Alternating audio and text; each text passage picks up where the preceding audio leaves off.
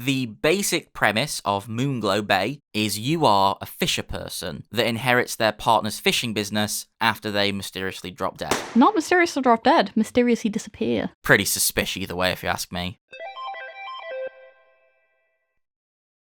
My theory is either we pushed our husband out to sea on purpose to steal the business, or he knew the business was going under and he chose to get out while he could. He's probably on an island somewhere drinking tequila with his insurance money. I don't think that's the case. I think that's the twist ending. I'm putting it out there now. It might be. I mean, The guy's alive. He faked his death. it is entirely possible.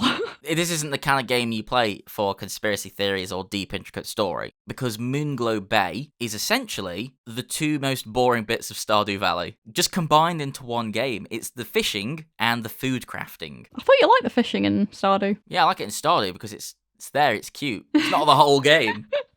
I like it. I like the fact that we're fishing people that fish things and make things and sell things. I'm glad you like fishing because that's all there is. That's all there is to it. It's cute. Off the bat, I love Stardew Valley. Yeah. You love Stardew Valley. Yeah, it's a great Everyone game. listening loves Stardew Valley. If you don't love Stardew Valley, there Play is it. something wrong with you. Or you haven't played it. No, you love it anyway. Ah. It's the best indie game ever made. Yeah, to be fair, That is a matter of fact. I If you can't look think of in anything the else. dictionary for best, it says Stardew Valley.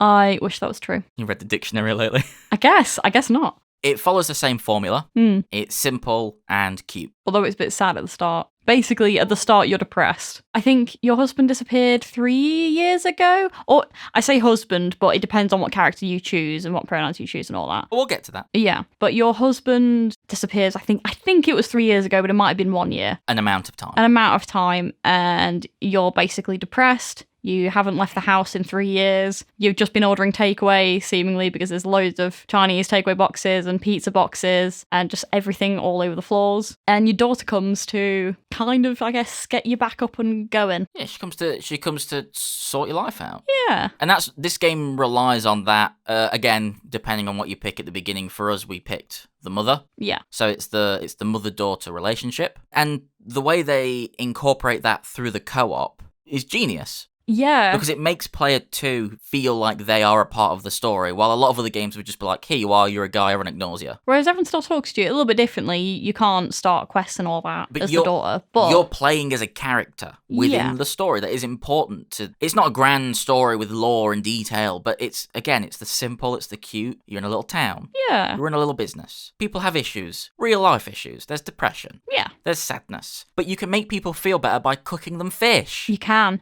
And it's a seaside town that's kind of gone to the dumps because there's Your just- husband... Because your husband's left, so basically the tourism just crumbled once your husband left. That's basically it. I think this town deserves what it got, because if it was solely relying on this guy's fishing business, they were Yeah. already too far gone. It's their own fault. But we're bringing this fishing town back to life. You catch fish, obviously. You can make them as different foods and sell them, or put them in your little fridge to sell. Or any new fish that you've picked up, you can also give to the aquarium. The more fish in the aquarium, the more the tourism's about, because it's more interesting, I guess.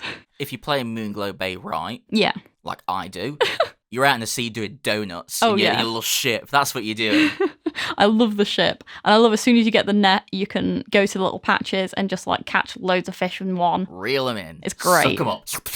But that's also what's great. We can both fish in the sea at the same time, and it's not like One weird. can fish on that, one can pilot. Yeah, exactly. It's adorable. The boat mechanics are what really this game is sold on to me, because Yeah. that's its unique addition to the formula. Yeah. And it's a good addition. I like it. I also like the dog. It's got a dog. Game got a dog. Can you pet? Yes, you can. Good dog. Dog good. Who's good? You are.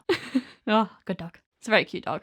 It doesn't do anything. No, the dog. I don't think does the dog even come with you. Maybe it does. Sometimes it's on the ship, sometimes it's not. Yeah. It's concerning, to be honest. I think the dog just kind of does as it pleases. Sometimes it wants to be with you. Sometimes it doesn't. He's independent. Yeah.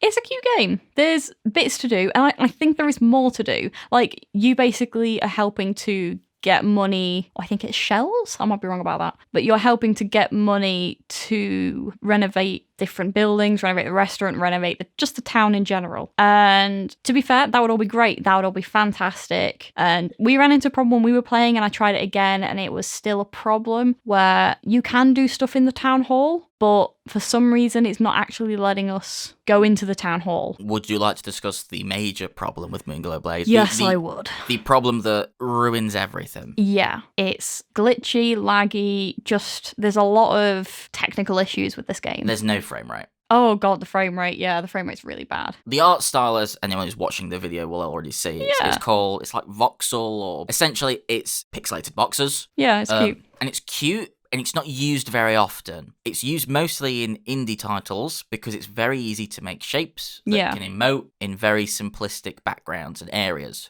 This game has too much detail to work in that way. Yeah, weirdly, yeah. Because that's it. Like, you can't run in the game without it freaking out.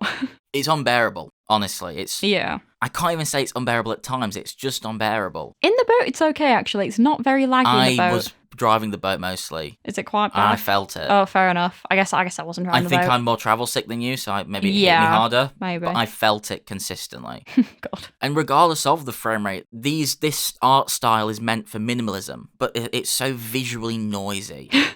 There is a lot going on. I feel like I'm being screamed at by architecture, and I hate it. I really hate it. Especially because most of the buildings, like, I know that's like in a lot of games, a lot of the buildings don't do anything. But for example, Stardew, all the buildings you can go into because there's people houses. And even if you can't do anything in those buildings, they just feel like they're taking up space right now. Because it's not even, there's too many buildings for people, if that makes sense. But yeah, there are a lot of glitches in general, though. The town hall's a big problem. And something that I discovered, once you've started playing whatever you choose at the beginning and your daughter, it's perfectly fine when it's two of you because you can move the characters around, that's great. But when you go back to playing single player, when you wake up, the daughter character is stood in the staircase. And okay, you think, okay, that's fine. You can't really get down the stairs, but you can kind of glitch it to get yourself down the stairs. That's fine, cool, great. The problem lies when you try and go back to bed because you've been awake for 48 hours and you're sick of fishing and you're going to pass out and you can't get past her. That's it. You're stuck. You can't get past your daughter. So you have to get another controller connected to move her character so you can go back to bed.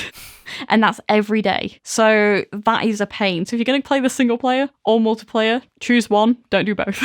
Careful playing the single player as well, though, because sometimes you just fall through the map. Oh, that's true. But actually, that's not too bad. When you're playing single player and you fall through the map, you just get plonked back somewhere else. When you're playing multiplayer and you fall through the map, you get stuck because the other character's there and your screen can't move far enough for your... to register that you're gone and you need to come back. So your character needs to move a bit so they can carry on falling a bit and then get plonked somewhere else. That's dreadful. It is. It's pretty bad.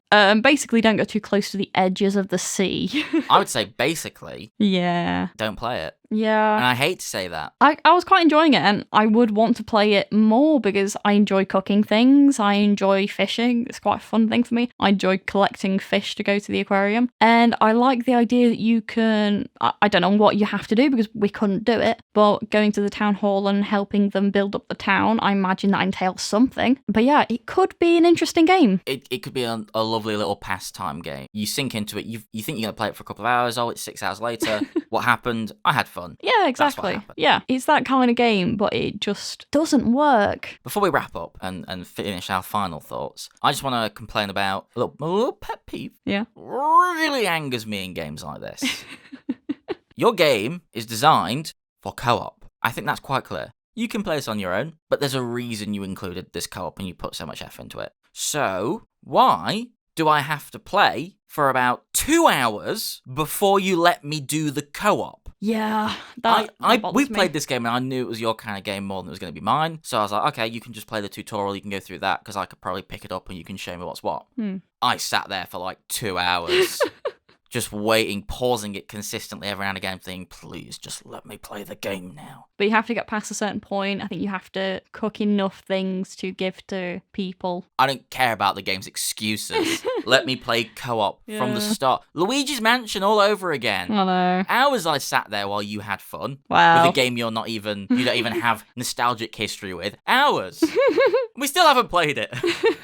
that's just a warning for if you go into this game wanting to instantly play with somebody, Yeah. play it on your own a little bit before. But honestly, I would say don't play this yet. I'm hopeful and I'm confident that they are going to try, at least, to try and work these issues out. Some of them I think are fundamental to the design Yeah. and how it is. Some of the controls are a bit difficult and the camera movements are iffy, and the art style is the art style. If you don't like it, you're not going to like it. Yeah, and that's fair enough. But the frame rate, I'm hoping they can pull it forward and just fix that, because if that's fixed, and some of the bugs, like you say, not being able to go to sleep, not going into buildings that you need to go into to further the story, Yeah. if they're fixed, this is a nice game. Yeah, it's really cute. It's on Game Pass, so if you have Game Pass, give it a go if you want to.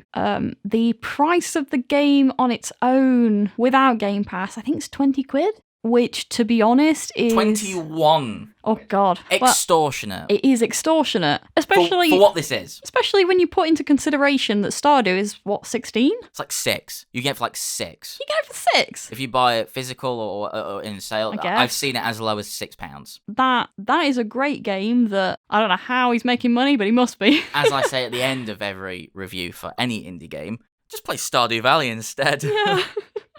We're going to wrap up, but there's one little tidbit about this game that I think is better and funnier than the whole game itself. How we found out about all this is we had a look at the reviews to see what people thought about the game. What I wanted to know, is my Xbox broken? Yeah. Or is this game this bad? Yeah. just to see, because you never know. So we go into the reviews on the Xbox store, and we start scrolling. A lot of 1 stars. Yeah. Makes sense. Yeah, because that's Game also doesn't it. work. The game had, I think, like 2 out of 5 stars, so we were like, people really don't like this game, I wonder why. So we had a look. Yikes. Big yikes. Apparently, there are some, we'll call them snowflakes. Yeah. There are some snowflakes out there that cannot comprehend or handle the fact that a game lets you pick he, she, or them.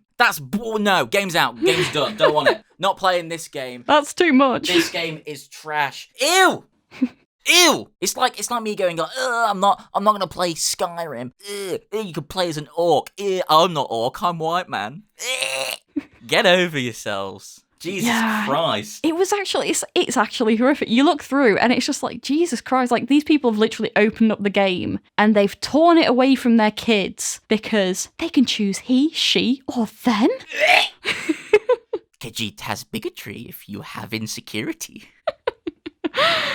I'll read some out. A bit. I won't read them. In my real time, I'll go grab some and I'll come back and I'll read them out. But yeah, it's an option you pick at the beginning. It changes the game in zero ways. It basically means, because when you start the game, you choose what your character looks like as well. There's 4 pictures of your character and there's 4 pictures of your partner. And you just choose one of those and you can be he, she, or they. And you choose what you physically look like and what your partner physically look like. That's it. I mean, you don't even choose what you physically look like. No, there's just 4 pictures. Even the approximations of the characters, like, none of them look like me. They're all in their 50s, 60s. Yeah. I'm not going to throw this game down. Oh, no, I'm not 60. Oh, that's not representative of me and therefore I'm angry.